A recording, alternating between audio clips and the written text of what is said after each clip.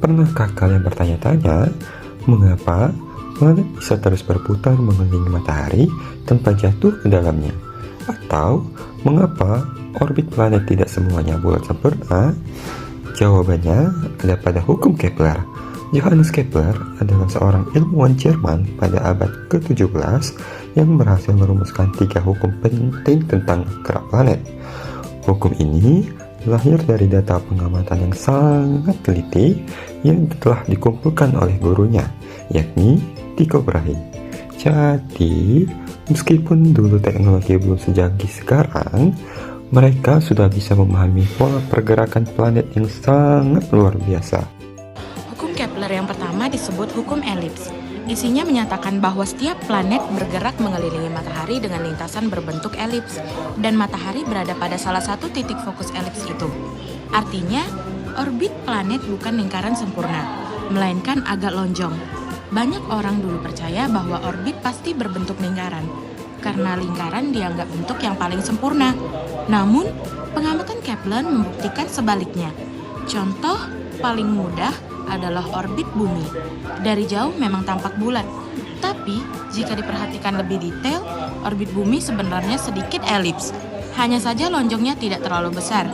Sedangkan orbit planet lain, seperti Mars atau Merkurius, lebih jelas memperlihatkan bentuk elipsnya. Dengan hukum pertama ini, Kepler mengubah cara pandang manusia tentang tata surya pada masanya.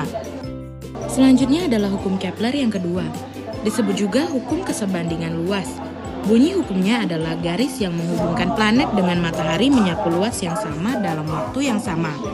Nah, apa maksudnya? Bayangkan ada garis imajiner yang ditarik dari matahari ke planet. Jika kita hitung luas daerah yang terbentuk saat planet bergerak dalam selang waktu tertentu, maka luas itu akan selalu sama. Konsekuensinya, ketika planet berada lebih dekat dengan matahari atau berada di titik perihelion, ia bergerak lebih cepat. Sebaliknya, ketika planet berada jauh dari matahari atau di titik aphelion, ia bergerak lebih lambat. Jadi, kecepatan planet tidaklah konstan, melainkan berubah-ubah tergantung jaraknya dari matahari. Contoh paling sederhana bisa kita lihat pada komet. Saat komet mendekati matahari, ekornya terlihat panjang sekali karena ia bergerak sangat cepat. Namun, ketika menjauh, gerakannya melambat. Hukum kedua ini menjelaskan fenomena itu dengan sangat baik.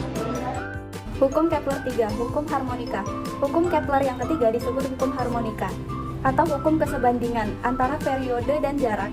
Bunyi hukumnya adalah kuadrat dari periode revolusi planet sebanding dengan pangkat 3 dari jarak rata-rata planet terhadap matahari. Secara matematis bisa ditulis sederhana. Nah, maksudnya apa? Periode revolusi adalah waktu yang dibutuhkan sebuah planet untuk sekali mengelilingi matahari. Jarak rata-rata adalah rata-rata jarak planet dari matahari sepanjang orbitnya. Jadi, makin jauh jarak sebuah planet dari matahari, makin lama pula waktu yang dibutuhkan untuk sekali revolusi. Contoh nyata bisa kita lihat pada bumi dan Mars. Bumi yang jaraknya sekitar 150 juta kilometer dari matahari membutuhkan waktu 1 tahun untuk sekali revolusi. Sedangkan Mars yang jaraknya lebih jauh sekitar 228 juta kilometer membutuhkan waktu 1,88 tahun. Begitu juga dengan planet luar seperti Jupiter, Saturnus, Uranus, dan Neptunus. Semakin jauh mereka dari matahari, semakin lama orbitnya. Hukum ketiga ini penting sekali karena dari sini ilmuwan bisa memprediksi periode orbit benda langit lain, misalnya satelit buatan atau bahkan eksoplanet di luar tata surya. Relevansi hukum Kepler. Ketiga hukum Kepler ini ternyata bukan hanya berlaku pada planet, tapi juga pada benda langit lain seperti bulan, satelit, dan komet. Hukum ini juga menjadi dasar bagi Isaac Newton untuk merumuskan hukum gravitasi universal.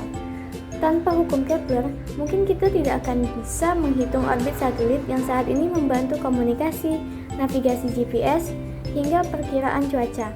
Bahkan, misi luar angkasa seperti pengiriman roket ke bulan atau pengiriman wahana ke Mars sangat bergantung pada perhitungan berdasarkan hukum Kepler. Jadi, meskipun hukum ini sudah ditemukan lebih dari 400 tahun lalu, manfaatnya tetap kita rasakan hingga hari ini.